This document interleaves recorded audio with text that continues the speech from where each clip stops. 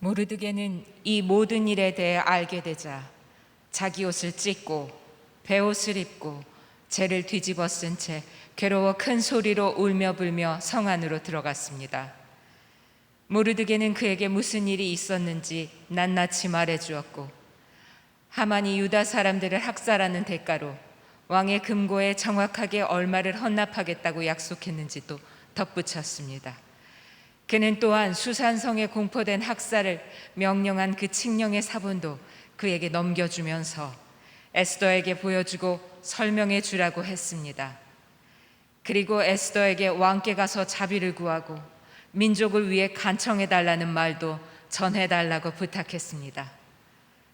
그러자 에스더가 모르드게에게 전할 말을 지시했습니다. 왕의 모든 신하들과 각 지방의 백성들은 남자든 여자든 왕이 부르시지도 않았는데 안뜰에 계신 왕께 다가가는 것이 오직 하나의 법, 곧 죽음을 의미하는 것임을 알고 있습니다. 단 하나, 왕께서 금으로 된 귤을 내밀 경우에만 목숨을 부지할 수 있습니다. 그런데 내가 왕께 부름받지 않은 지 벌써 30일이 지났습니다. 가서 수산 성 안에 있는 모든 유다 사람들을 모으고 저를 위해 금식해 주십시오. 3일 동안 밤낮으로 먹지도 마시지도 마십시오. 저와 제 하녀들도 그렇게 금식할 것입니다. 그러고 나서 비록 법을 어기는 일이지만 제가 왕께 나가겠습니다. 제가 죽게 되면 죽겠습니다.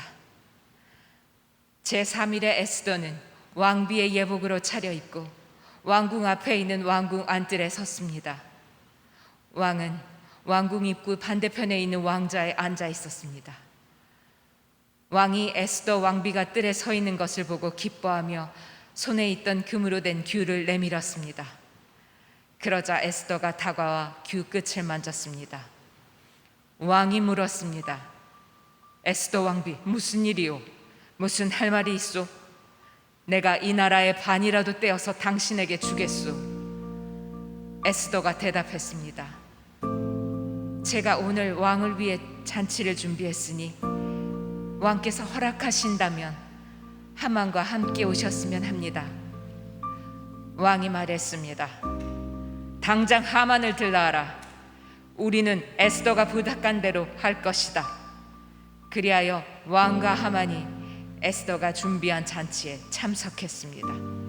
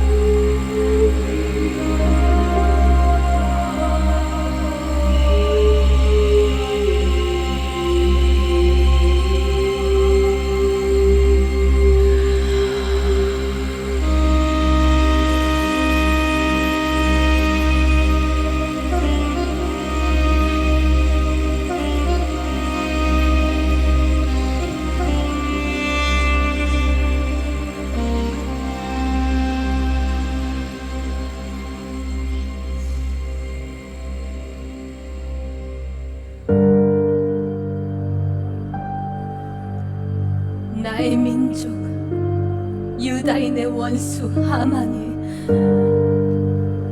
아달월 13일 나의 민족을 죽음 속으로 몰아넣는구나. 내 백성, 나의 가족, 내 민족.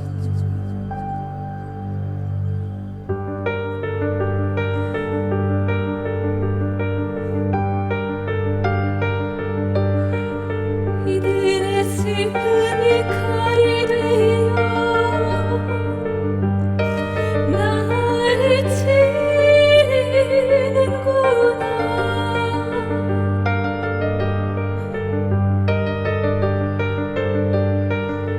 이들의 울부짖음이 몸이 품을 찾는 소리가 되어 내 귀천을 울리는구나.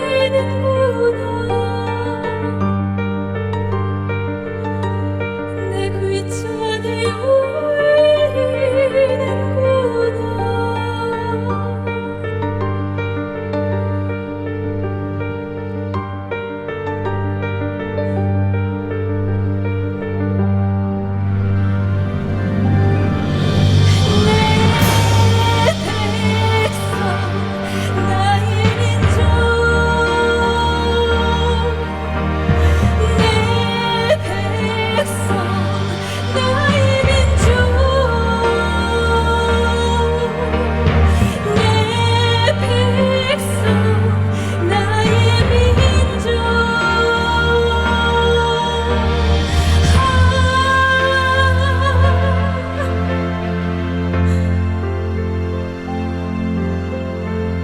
절망이 폭풍처럼 두려움이 파도처럼 모든 어둠이 내 마음을 가려도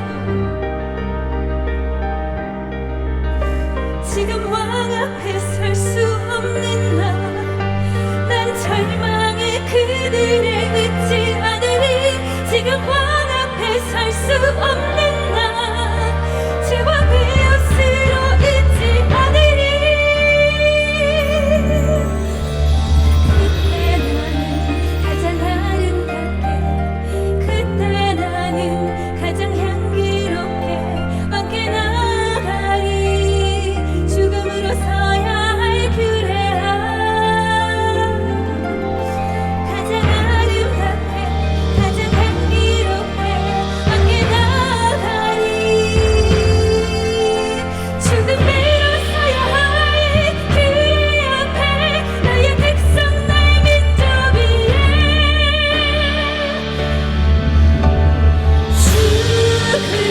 죽으면 죽으리라.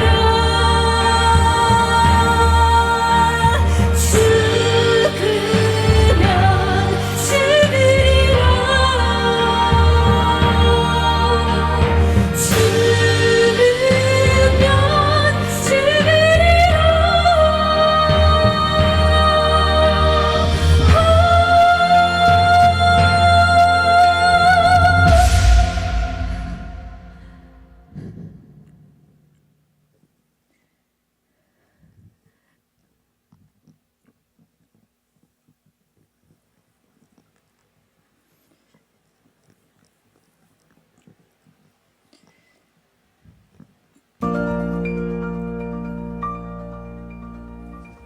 에스더를 나에게 오라 하라. 나의 왕후 에스더여, 그대의 아름다움과 향기로움에 내 마음이 즐겁고 그대에게 정이 있거든 나에게 무엇이든 말해보시오. 내 나라의 절반이라도 그대에게 주리다. 내가 왕 앞에 나올 수 있게 나를 허락하신 존귀하신 나의 왕이시여, 내게 청할 수 있는 은혜까지 주시니 왕께 청하옵니다. 저는 그저 나의 왕이시여, 왕의 신하 하만과 함께 왕이 저의 파티에 오시기를 제가 청합니다.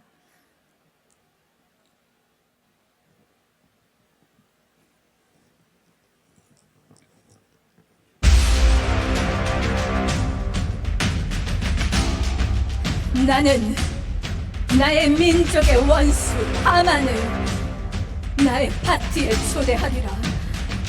그날을 위해.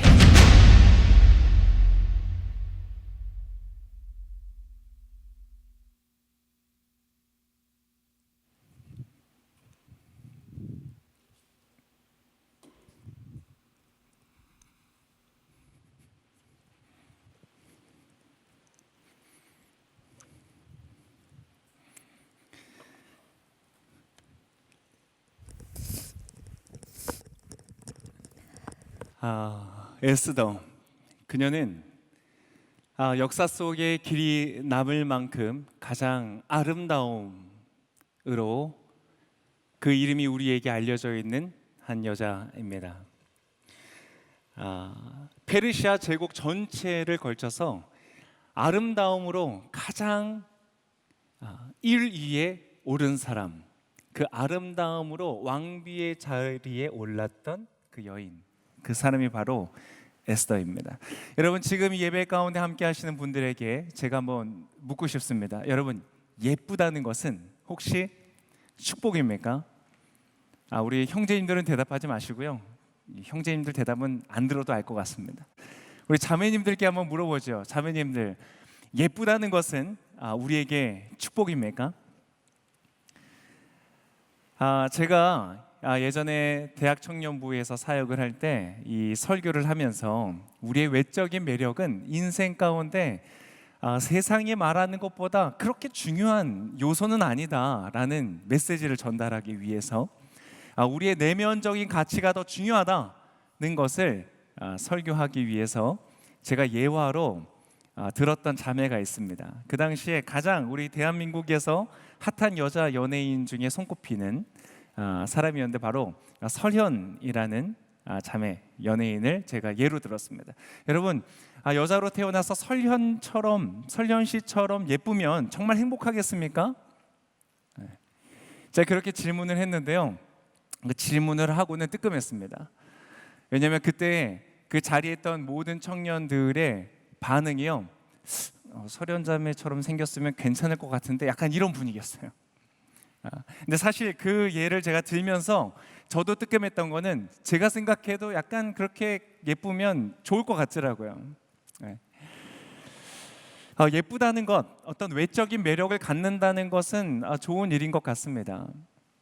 그런데 오늘 에스더라는 사람을 보니까요, 그 페르시아 제국 전체에서 가장 아름다운 여인, 미인으로 꼽혔던 이 에스더는 결과적으로 왕비가 되었습니다. 페르시아 제국의 전체 왕비니까 여러분 괜찮죠? 어떤 오를 수 있는 최고의 부유하고 명예로운 자리 가운데 올랐기 때문에 여러분 괜찮죠?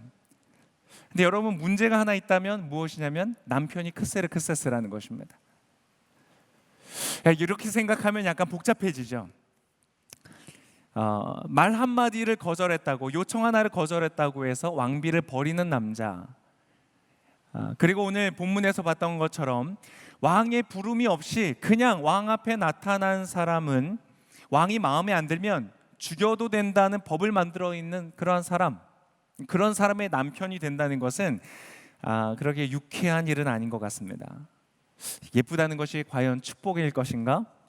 그렇지는 않은 것 같습니다. 결국 그의 남편은 냉혹하고 무관심하고 까다로운 사람과 함께 살게 되었으니까 말이죠. 그래서 이것은 축복이라기보다는 어떤 우리에게 주어져 있는 어떤 은사와 같다, 내가 사용할 수 있는 어떤 도구, 인생의 자산과 같다, 이렇게 이해할 수 있는 것 같습니다.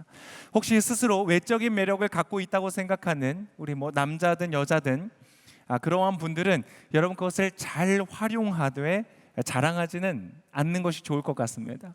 그것 자체로 축복이라고 볼 수는 없기 때문이죠. 그런 외적인 매력이 없다고 생각하는 분들도 여러분 그렇게 걱정할 필요가 없습니다. 이 아름다움에 대한 이 집단 감성적인 어떤 그런 기준은 사실 절대적이지 않기 때문에 그렇습니다. 자, 아무튼 이렇게 최고의 성취의 자리에 올라간 에스더에게 위기가 찾아옵니다. 여러분, 누구나 위기는 찾아옵니다. 그 사람이 돈이 많든 적든 높은 지위에 있던 그렇지 않든 모든 사람에게는 그 사람만이 갖는 어떤 위기가 찾아오게 됩니다. 오늘 이 에스더도 그의 인생에서 어쩌면 이룰 수 있는 최고의 성취를 이룬 그 자리에서 위기가 옵니다. 근데 그 위기는 놀랍게도 남편이 크세르크세스를 통해서 오지 않고요, 그의 삼촌이었던 모르드게를 통하여서 오게 됩니다. 아주 뜻밖이죠. 여러분, 우리 인생의 진정한 위기는요, 때때로 우리의 적으로부터 오는 것이 아니라 나의 편에서부터 올 때가 있는 것 같습니다. 내 사람 혹은 나의 강점, 한때는 나에게 도움이 되고 유익이 되었던 어떤 그 곳으로부터 위기가 찾아오는 것이죠. 때때로는 그 위기는 내 안에서부터 찾아오게 됩니다. 자, 모르드게라는 사람은 누구냐면 바로 이 에스더를 부모님 대신해서 키워주었던 그러한 사람입니다. 어렸을 때부터 에스더의 보호자로서 에스더를 돌보아주고 이끌어 주었던 그러한 사람입니다. 그리고 어떤 모사이고 어떤 조언자로서 이 지혜를 가르쳐 주었던 사람입니다. 그래서 에스더가 이 왕궁으로 들어갈 때에도 너의 출신은 비밀로 하라는 모르드게의 이 지시를 받고 그것을 지킵니다. 그래서 그녀는 상당히 모르드게의 지략을 통하여서 자신의 삶에 안전한 울타리를 만들 수가 있었습니다. 결과적으로 그녀는 페르시아의 왕비가 될 수 있었죠. 자, 이 모르드게로부터 어떠한 위기가 오는가? 모르드게는 아주 강직한 사람이었습니다. 그의 인생은요, 유턴은커녕 좌회전 우회전도 없는 그런 사람이었습니다. 그냥 직진만이 있는 사람이었습니다. 그런 사람은 좀 부담스럽죠. 자, 오늘 본문에서 읽었던 1절의 말씀에 보면 이렇게 기록을 하고 있습니다.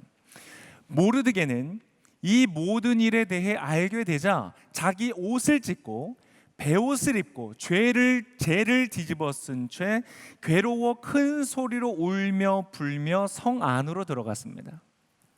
여러분, 성 안으로 들어가는데 옷을 찢고 베옷을 입고 장례식장 같은 복장을 하고 죄를 뒤집어 쓴 채 큰 소리로 울면서 성 안을 걷는 사람, 얼마나 가까이 하기 부담스럽습니까? 그렇게 울면서요, 에스더를 찾는 거예요. 에스더를 부르는 거예요. 그것이 얼마나 부담스러운 장면입니까?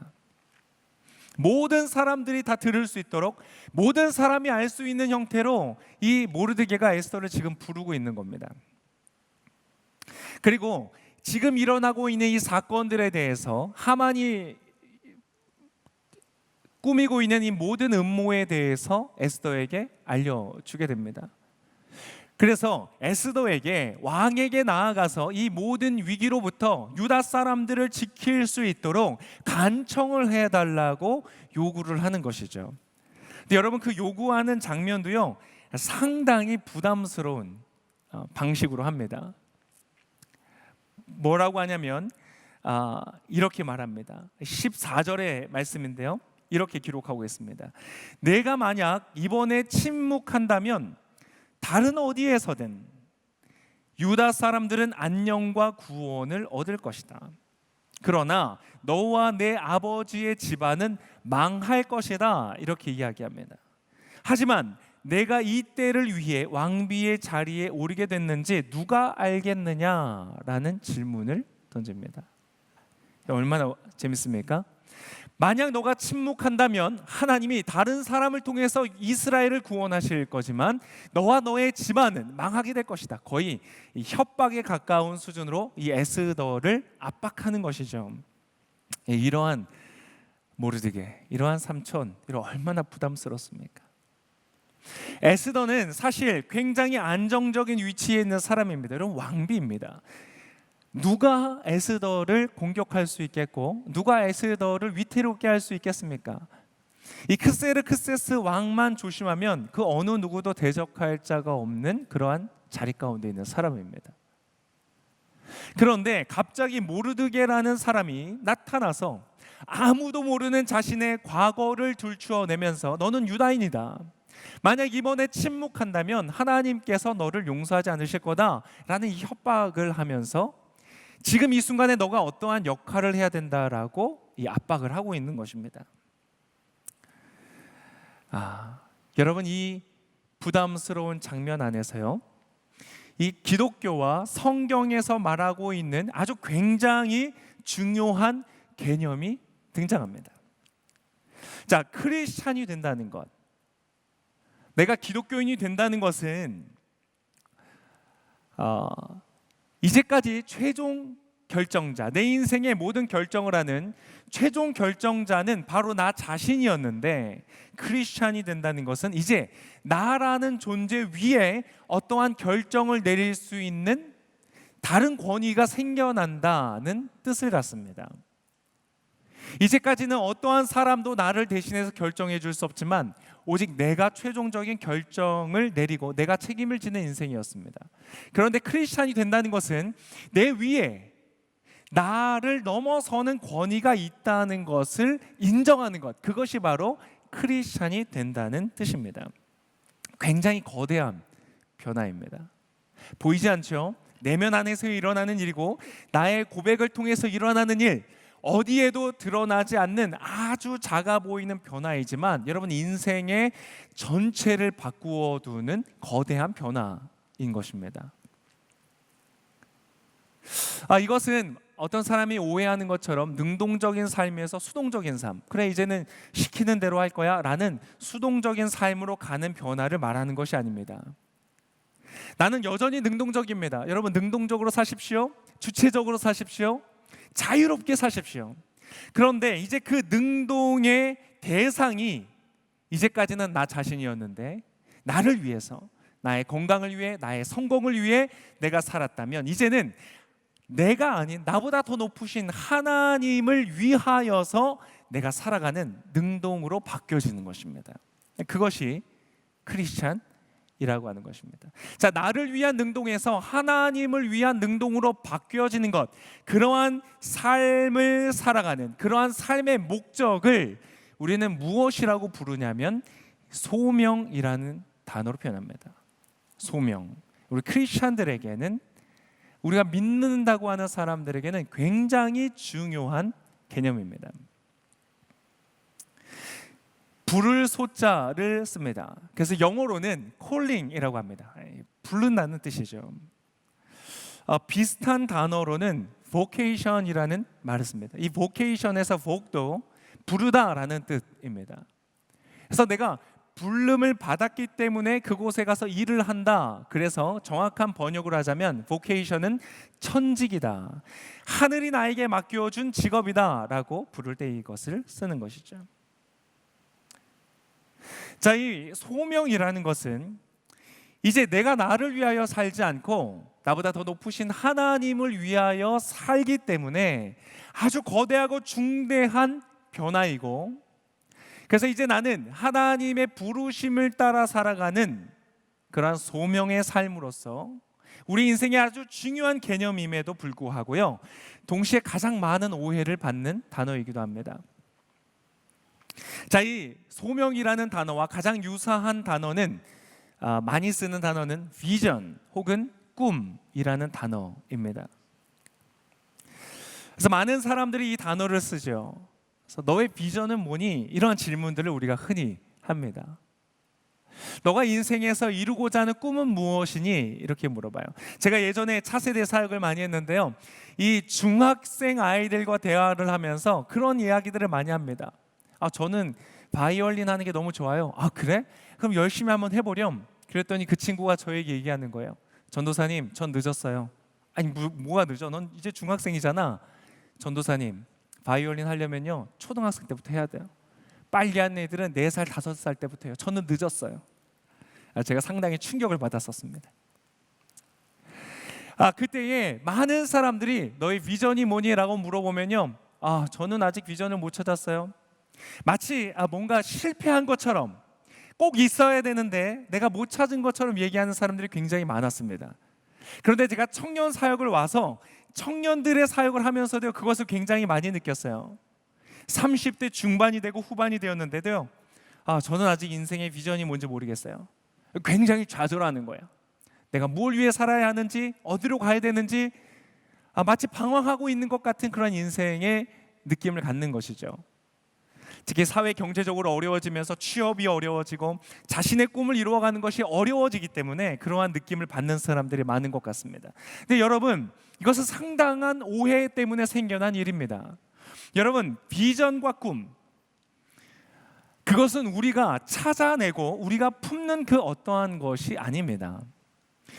꿈에 관한 가장 유명한 성경의 스토리는 누구이죠? 요셉이라는 사람입니다. 꿈의 사람 요셉. 이러한 메시지가 굉장히 많았죠. 이 요셉이 꿈을 꾸었던 것은 맞습니다. 그런데 마치 우리가 쉽게 오해하고 있는 것은 요셉은 어렸을 때부터 어떤 총리가 되고 어떤 리더의 자리에 가는 것을 꿈을 삼았고 꿈을 꾸었고 그 꿈을 향하여서 열심히 전진하여서 그 꿈을 성취한 사람으로 우리는 종종 이해합니다. 그래서 크리스찬이라면 그런 큰 꿈을 꿔야 된다.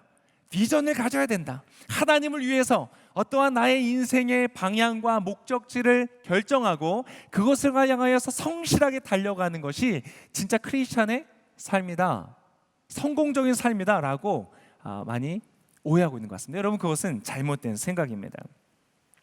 여러분, 소명은요, 내가 찾는 어떠한 것이 아닙니다. 소명은 바로 소명이 나를 부르는 그 어떠한 것입니다. 내가 찾아내는 것이 아니라 내가 찾아지는 것, 그것이 바로 소명이라고 하는 것입니다.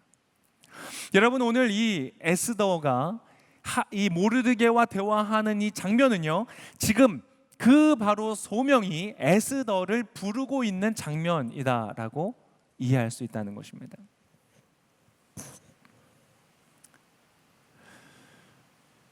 지금 유대인들은, 하나님의 백성들은 위기 가운데 있다. 근데 이 위기를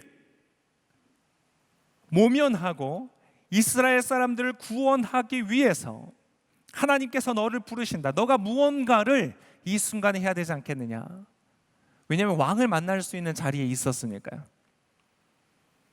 자, 그런데 이 소명, 에스더를 부르고 있는 이 장면 속에 우리는 또 하나의 소명에 대한 오해를 발견할 수 있습니다. 우리는 때때로 나의 비전이라는 것은 확실한 것, 나의 소명이라는 것은 어떤 눈에 보이고 손에 잡히는 명확한 것이라고 이해를 할 때가 있는데요, 여러분, 그렇지 않습니다. 오늘 본문에도 보면 이 모르드게가 뭐라고 말하냐면, 너를 왕비로 세워진 것이, 하나님께서 왕비로 삼으신 것이 혹시 이때를 위함인 줄을 우리가 어떻게 알겠느냐. 모른다는 겁니다. 그래서 소명, 나의 인생을 향한 부르심이라는 것은 어떤 확실성 속에서 이루어지는 것은 아니라는 것이죠. 물론 때때로 그럴 때는 있습니다. 그러나 어떤 불확실성 속에서 오히려 그 일 자체에 대한 확실성이 아니라 그 일 가운데 역사하시는 하나님을 향한 확실한 신뢰를 통하여서 이루어지는 것. 그래서 내가 그 하나님을 신뢰하기 때문에 도전하고 하나님을 신뢰하기 때문에 내가 나아가는 것, 그것이 바로 소명이라고 말하는 것이죠. 그래서 이 과정은요, 너무나 명확한 청사진을 가지고 걸어가는 길이 아니라 확실치 않기 때문에 오히려 더 진지하고 진솔하게 아주 깊은 고뇌의 과정을 통하여서 이루어지게 되는 것입니다. 오늘 에스더는 그러한 과정을 지금 걸어가고 있습니다.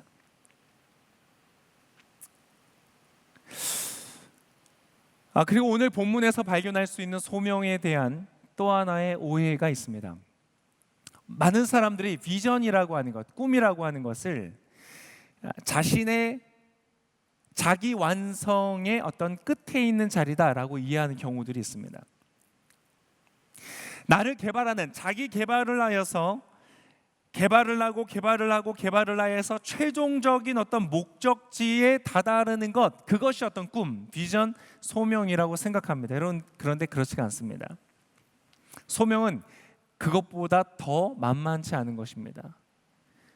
소명은 자기 완성이 아니라 오히려 이제까지 자신이 이루어 놓은 모든 것을 걸고 위험을 감수한 채 걸어가야 하는 그 어떠한 길을 말합니다. 여러분, 오늘 에스더는요, 이 부르심에 응답하기 위해서는 상당한 대가를 지불해야 될 수 있습니다. 에스더 스스로 고백하는 것처럼, 자, 왕 앞에는 허락을 받지 않은, 왕의 부름을 받지 않은 사람이 그냥 나아가게 되면 죽임을 당할 수 있습니다. 그게 법입니다. 오직 그곳에서 죽지 않는 방법은 왕이 그 온 사람을 마음에 들어해서 자신의 왕의 규, 자신이 갖고 있는 지팡이를 그 사람에게 내밀어서 나를 알혀내도 된다, 나를 만나도 된다는 허락을 해줄 때에 살 수 있는 것입니다. 그럼 얼마나 까다롭고 얼마나 냉정한 왕입니까? 그런데 이 에스더는 지금 이 왕을 만난 지 30일이라는 시간이 지났다는 것입니다. 왕이 찾지 않는 것이죠. 흥미를 잃은 것입니다. 그곳에서 여러분, 나아갔다가 자칫하면 어떻게 된다고요? 죽을 수가 있는 것이죠. 자신의 인생에서 이룰 수 있는 최고의 성취, 페르시아 전 제국의 가장 우두머리가 되는 여자로서, 왕비로서 존재하는 그 모든 것을 걸어야 하는 위험을 감당해야 되는 것이죠. 여러분, 그렇게 모든 것을 걸어야 될 이유가 있을까요? 소명이 만약 그러한 것이라면 여러분과 제가 평생을 열심히 이루고 수고하여서 우리가 얻은 학위, 직업, 그 직업을 통한 영향력, 많은 사람들이 우리를 우러르고 박수 쳐주고 인정해주는 그러한 것들을 여러분, 한순간에 잃는다고 해도 저버릴 수 없이 가야만 하는 그 소명이라는 것, 왜 그러한 것이 존재할까요? 왜냐하면 소명이라는 것은요, 나의 인생보다 더 큰 가치를 가지는 그 어떠한 목적이기 때문에 그렇습니다. 다시 한번 말씀드릴게요. 소명이라는 것은 나의 인생이 갖는 어떠한 가치보다 더 높은 어떤 가치의 목적이기 때문에 그렇습니다. 여러분, 굉장히 멋있지 않습니까? 이것은 굉장히 두렵지만 아주 멋진 것입니다. 내가 노력하고 이루어서 성취할 수 있는 그 어떠한 것보다 더 가치가 있는 우리 인생의 어떠한 목적, 나보다 더 높은 것을 위하여 내가 나를 드리는 것, 내가 노력하여서 이룰 수 있는 어떤 성취보다 나를 버림으로써 이룰 수 있는 더 큰 성취를 바로 소명이라고 말하는 것입니다. 자, 소명이라는 이것을 따라 살았던 삶, 이 땅에서의 삶은 그렇게 멋지고 화려하고 흠모할 만한 그러한 결과를 갖지는 않았지만, 우리의 역사적인 관점으로 봤을 때, 영혼의 관점으로 봤을 때 정말 두려웠지만 멋있는 소명의 삶을 살았던 한 분이 생각이 났습니다. 바로 신사참배를 반대하였던 주기철 목사님이 떠올랐습니다. 여러분, 어떠세요?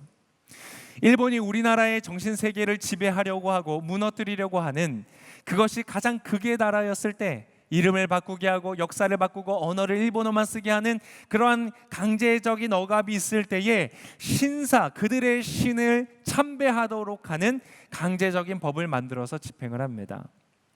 그리고 한국의 교회도 너무나 부끄러운 과거의 역사이지만 하나님이 아닌 우상에게 절을 하는 것을 합의하여서 통과시키는 그러한 역사의 어떤 지울 수 없는 흠을 내었던 시절이었죠. 바로 그때에 이 한 목회자가 그것을 반대하고 저항하였던 것이죠. 그 주기철 목사님은요, 약 5년 반 정도가 되는 기간 동안 감옥을 들어가고 고문을 받는 그러한 사건들을 반복적으로 경험을 하게 됩니다. 그분이 받았던 고문은 정말 우리가 보고 싶지 않은 그러한 아주 처참한 그러한 고문들을 당하셨습니다. 고문이라는 것이 무엇일까요? 고문이라는 것 자체가 아주 쇼크에 가까운 육체적인 고통을 지속적이고 반복적으로 줌을 통해서 그 사람의 정신 세계를 무너뜨리는 목적을 갖는 행위, 그것이 바로 고문입니다. 5년 반이라는 시간 동안 주기철 목사님은 끌려가서 고문을 당하고 풀려났다가 다시 끌려가서 고문을 당하는 일들을 반복하게 됩니다. 그리고 너무 안타깝게 광복을 1년 앞둔 그때에 1944년에 그분은 이 생명을 거두고 말았죠. 자, 그런데 이 주기철 목사님이 첫 7개월간의 옥고를 마친 끝에 잠시 나왔을 때에 설교를 합니다. 많은 사람들이, 그 당시에 2천여 명이 넘는 사람들이 모여서 주기철 목사님의 말씀을 듣습니다. 주기철 목사님이 5가지의 기도의 이 어떤 축을 만들었다. 7개월간 동안 고문을 당하고 옥살이를 하는 동안에 이 5가지의 기도의 축을 만들어 온 것을 사람들에게 나누어 줍니다.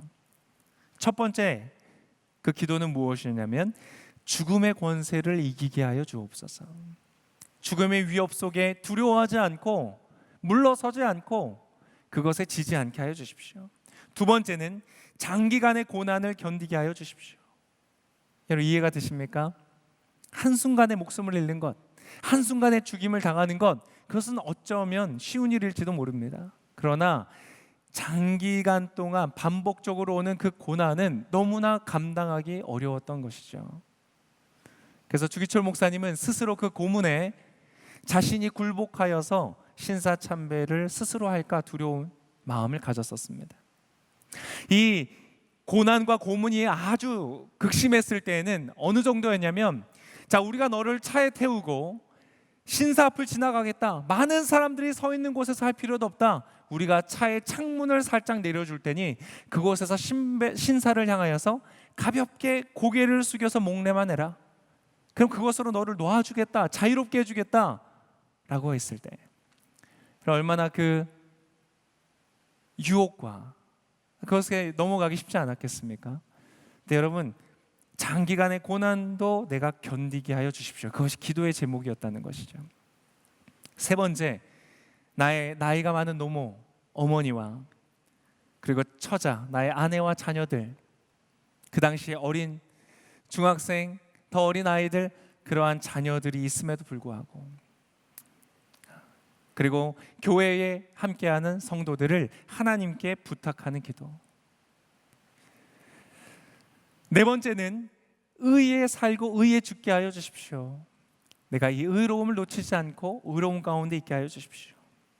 그리고 다섯 번째는 내 영혼을 주님께 부탁합니다 라는 기도였다고 합니다.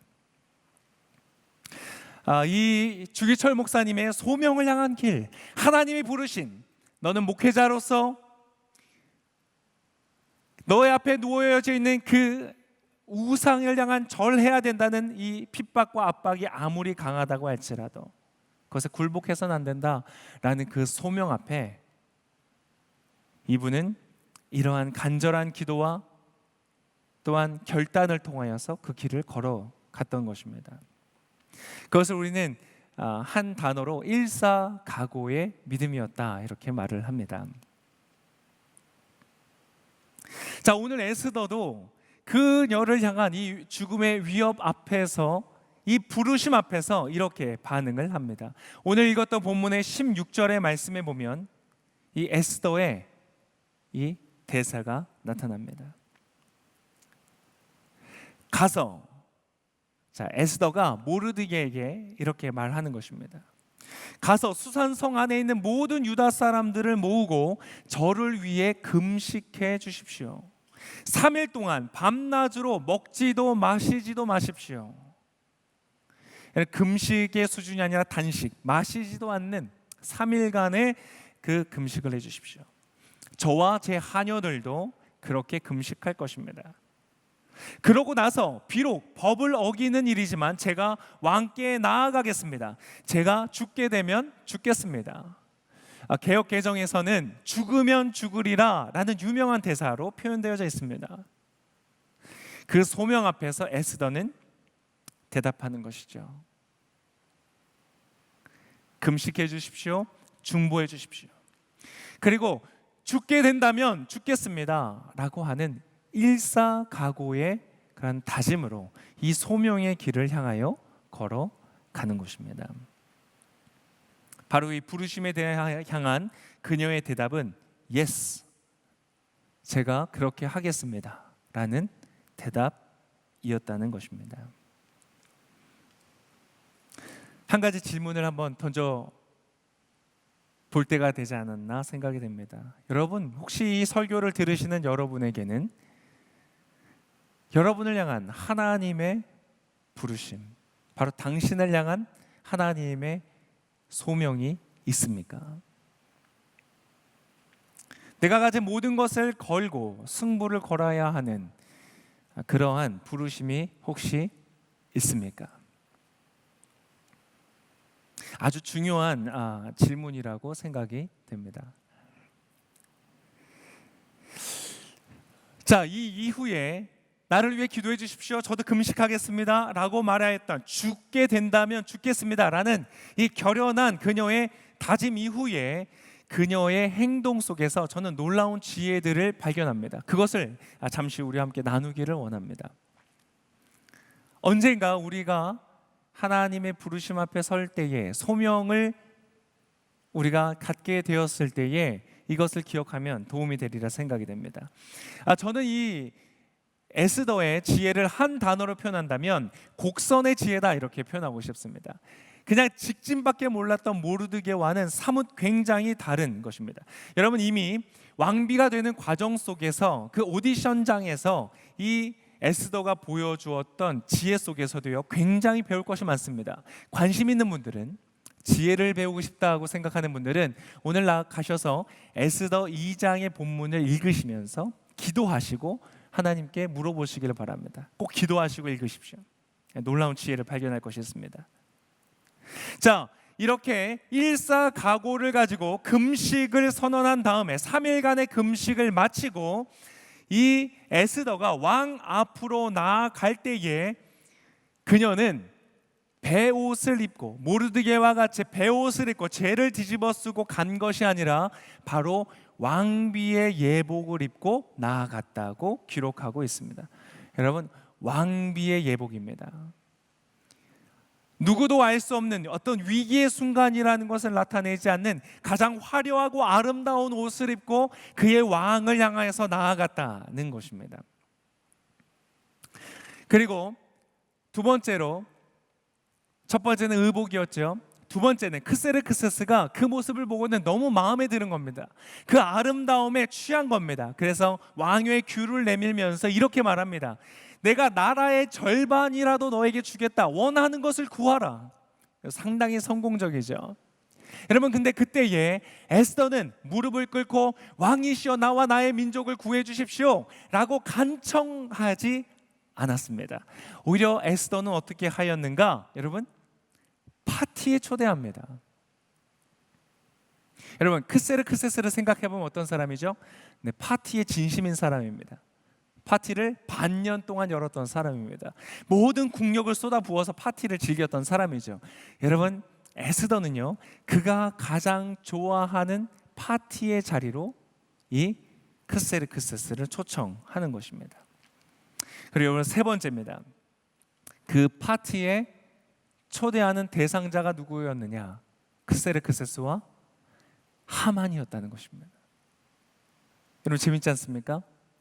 지금 그의 가장 큰 대적, 원수는 바로 하만입니다. 그런데 자신의 파티에 왕과 하만을 초청하는 겁니다.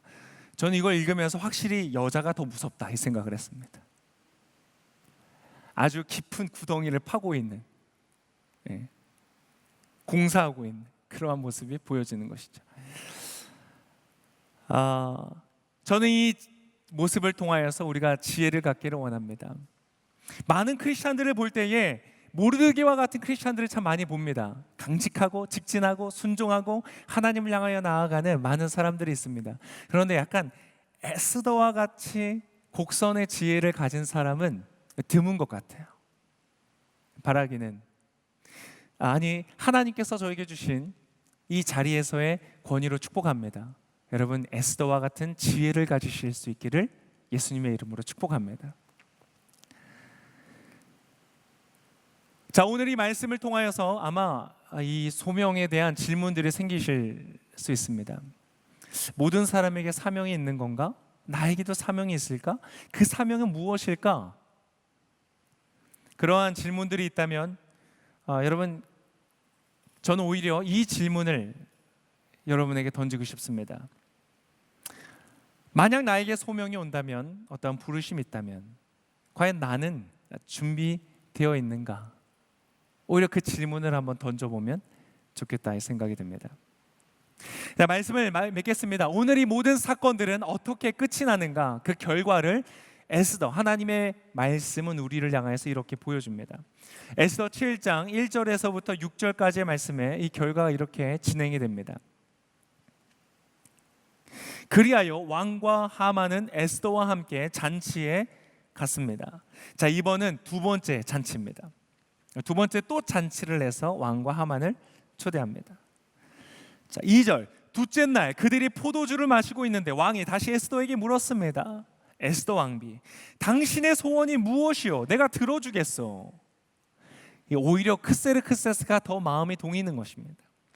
당신이 뭘 부탁하려는 것이요? 내가 이 나라의 반이라도 떼어주겠소. 그러자 에스더 왕비가 대답했습니다. 두 번의 파티, 내가 나라의 절반이라도 주겠다는 반복적인 그러한 호탕한 호의, 그것에서 왕비는 말합니다. 왕이여, 제가 왕의 은총을 입었다면, 저를 좋게 여기신다면 제 목숨을 살려주십시오. 여러분, 이건 충격적인 말이었습니다. 왜냐하면 어느 누구도 이 에스더가 유다 사람이라는 것을 몰랐기 때문입니다. 이것이 제 소원입니다. 그리고 제 동족들을 살려주십시오. 이것이 제 부탁입니다. 저와 제 동족이 팔려서 멸망과 죽음과 확살을 당하게 생겼습니다. 우리가 그저 남녀 종들로 팔리게 됐다면 가만히 있었을 것입니다. 그 같은 일로 왕이 괴로워하실 필요가 없기 때문입니다. 그럼 이 말의 지혜를 보세요. 그저 남녀 종들로 팔리는 수준이었다면 그 정도는 감내할 수 있습니다. 왕을 그 정도로 귀찮게 해드리지 않겠습니다. 여러분, 오히려 이렇게 왕의 마음을 더 건드는 것입니다. 아하수에로 왕이 크세르크세스가 에스더 왕비에게 물었습니다. 그가 누구요? 감히 그런 일을 벌이려고 마음 먹은 자가 어디에 있어? 여러분, 어디 있습니까? 지금 이 순간까지도 하만은 짐작하지 못하고 있었을 것입니다. 에스더가 말했습니다. 그 원수이며 적수는 바로 이 사악한 인간 하만입니다. 그러자 하만은 왕과 왕비 앞에서 하얗게 질렸습니다. 여러분, 이렇게 에스더는 그의 일을, 소명을 완수하고요, 이 이후에 하만은 죽임을 당하게 됩니다. 하만뿐만 아니라 유다 사람들을 향하여 칼을 갈면서 죽이려고 했던 모든 원수들이 오히려 심판을 받는 그러한 장면이 나타납니다.